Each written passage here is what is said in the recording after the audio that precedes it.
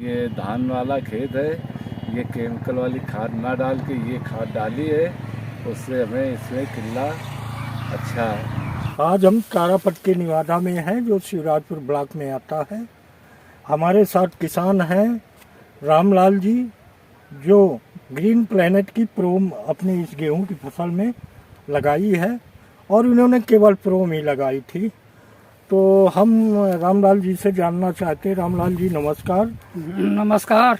आप ये किस फसल के बाद गेहूं की ये बुआई की थी? ये मूली के बाद में जो है ना गेहूं की बुआई की थी। अच्छा, ये मूली का खेत रहा होगा जी। उसके बाद मूली बेच के और ये गेहूं की फसल बोई थी जी। और बेसल ड्रेसिंग में आप ये प्रोम का इस्तेमाल किया था। हाँ। ये 100 किलो प्रति एकड़ के हिसाब से। जी। तो गेहूं की फसल से आप संतुष्ट हैं? हम संतुष्ट हैं। ये जो केमिकल की डीएपी लोगों ने डाल रखी है, उससे गेहूं में कोई अंतर तो नहीं है? कोई अंतर नहीं, बल्कि बहुत अच्छा है। बहुत अच्छा चल रहा है, जी। सवाई चल रहा है। आपके दूसरे जो केमिकल के फर्टिलाइजर हैं उनके देखने से, यदि आप ये माइक्रोराइजाऊ लगा देते ग्रीन प्लेनेट का, तो और बेहतर इसमें रिजल्ट आते, क्योंकि ये जड़ों का विकास भी करता है और कल्ले और अच्छे देते हैं।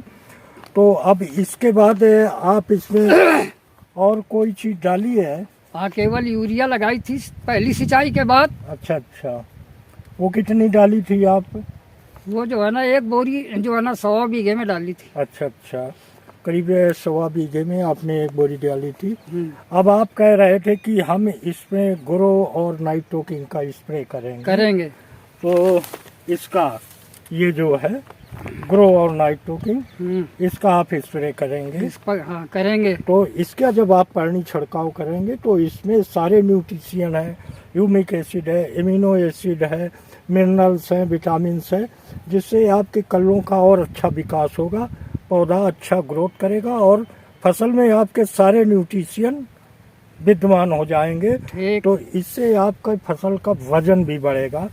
जिन किसान भाइयों के गेहूं सिंचाई के बाद, आपकी चूंकि ये हल्की जमीन है, जहाँ किसान भाइयों ने सिंचाई कर दी है, उसके बाद ग्रो और नाइट्रो के साथ एनपी के नाम से है, ये बहुत पावरफुल फार्मूला है।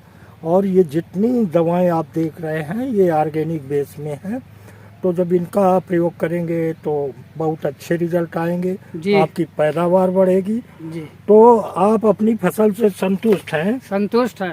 तो और किसानों को क्या कहना चाहेंगे? और किसानों को हम आगे जो है ना चल कर के जो है ना बढ़ावा देंगे, बताएंगे कि खेती में उतर के आओ और रासायनिक वो बंद करिए। अच्छा, ये आप कैसे इसको मिला ये जानकारी आपको? कैसे इसकी जानकारी जो है ना, ये हमारे साथ में जो भाई साहब खड़े हैं, ये एक जो है ना फर्टिलाइजर दुकान पर उतरा रहे थे, इन्होंने ही बताया हमको कि आप हमारे कहने से ये डीएपी इस्तेमाल करें। तो इन्हीं के कहने से हम ये डीएपी इस्तेमाल किए, जबकि हमने ये सुना है कि मूली का खेत बहुत कमज़ोर हो जाता है, और हम मूली के ही खेत में गेहूँ की फसल में खड़े हैं, और इनके कहने से ही डीएपी हम यूज किए। तो जैसा किसान भाइयों आपको रामलाल जी बता रहे हैं, गेहूं मूली का खेत कमज़ोर हो जाता है, जिससे फसल कम वृद्धि करती है, क्योंकि मूली की फसल जड़ वाली फसल है, उससे खेत में बहुत कमजोरी आ जाती है। जो फसल बाद में बोई जाती है मूली के, वो बहुत कमज़ोर हो जाती है। लेकिन रामलाल जी ने इस प्रोम का प्रयोग किया, तो इन्होंने जिस खेत में प्रयोग किया, इनके गांव में जिनको ये सजेशन दिया प्रयोग करने के लिए, उनके केमिकल डीएपी से ये प्रोम डीएपी जो है ग्रीन प्लेनेट की है, इसका प्रयोग किया। तो किसान भाइयों बता दें, ये जो हमारी प्रोम डीएपी है, अब एनपी के भी आने वाली है, हमारे पास कृषि के सारे समाधान हैं। स्टूमुलेंट हैं, आपके 05234 है, आपका EDTA फार्म में है, कीटनाशक भी हैं, फफूंदनाशक भी हैं।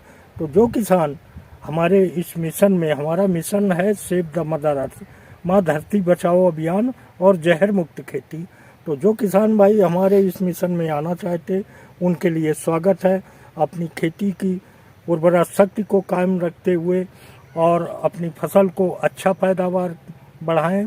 इसके साथ साथ आप इसमें रोजगार के अवसर भी हैं। एक किसान को रोजगार साथ में होना चाहिए, तो इसमें रोजगार भी है किसान के लिए।